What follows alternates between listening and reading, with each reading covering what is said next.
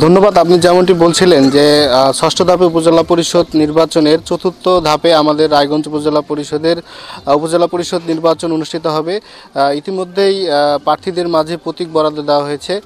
রায়গঞ্জ উপজেলা পরিষদ নির্বাচনে চেয়ারম্যান পদে 4 জন প্রার্থী প্রতিদ্বন্দ্বিতা করবেন, ভাইস চেয়ারম্যান পদে 5 জন প্রতিদ্বন্দ্বিতা করবেন এবং মহিলা ভাইস চেয়ারম্যান পদে 4 জন প্রতিদ্বন্দ্বিতা করবেন। ইতিমধ্যেই প্রতিদ্বন্দ্বী প্রার্থীদের মাঝে প্রতীক বরাদ্দ দেওয়া হয়েছে এবং প্রার্থীরা কিন্তু ইতিমধ্যেই তাদের যে প্রচারণা সেটি কিন্তু শুরু করেছেন।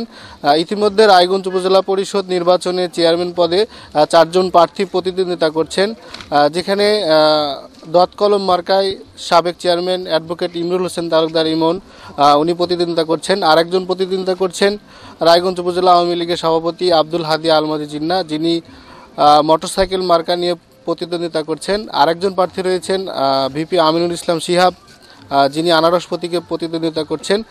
আরেকজন প্রার্থী রয়েছেন গোলাম হোসেন শোভন, যিনি ঘোড়া মার্কা নিয়ে প্রতিদ্বন্দ্বিতা করছেন।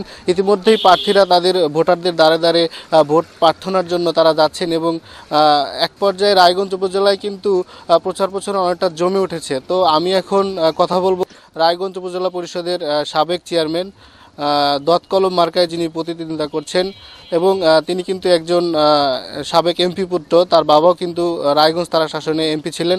তো আমরা এখন সরাসরি তার সাথে কথা বলবো যে আসলে তিনি এই রায়গঞ্জ উপজেলা পরিষদ নির্বাচন 5 জুন তিনি আসলে জয়ের ব্যাপারে কতটা আশাবাদী।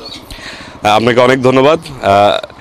আমি জয়ের ব্যাপারে আসলে শতভাগ আশাবাদী, এটা বলতেই হচ্ছে। আমি গত বছর 5ম উপজেলা পরিষদ নির্বাচনে বাংলাদেশ আওয়ামী লীগের মনোনীত প্রার্থী হিসেবে নৌকা মার্কা নিয়ে নির্বাচন করেছিলাম। সেই নির্বাচনেও এই উপজেলার আপামর জনসাধারণ আমাকেই নির্বাচিত করেছিলেন বিপুল ভোটের মাধ্যমে। গত 5 বছর আমি এমন কিছু করি নাই যার জন্য মানুষ আমার পরে মনক্ষুণ্ণ থাকবে। আমি সাধারণ মানুষের কাছে গেছি, সাধারণ মানুষের জন্য কাজ করেছি। আমার বিপক্ষে কোনো ধরনের দুর্নীতির কোনো অভিযোগ নাই।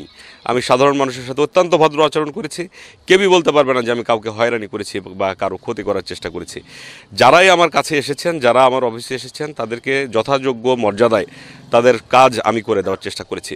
আমি আশা করছি যে রায়গঞ্জ উপজেলার মানুষ সেটা ভোলে নাই এবং রায়গঞ্জ উপজেলার মানুষ আমাকেই পুনরায় নির্বাচিত করবেন ইনশাল্লাহ।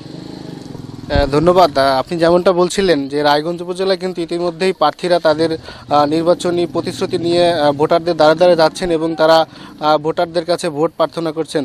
তো এই ছিল রায়গঞ্জ থেকে নির্বাচনী প্রচারণার সর্বশেষ।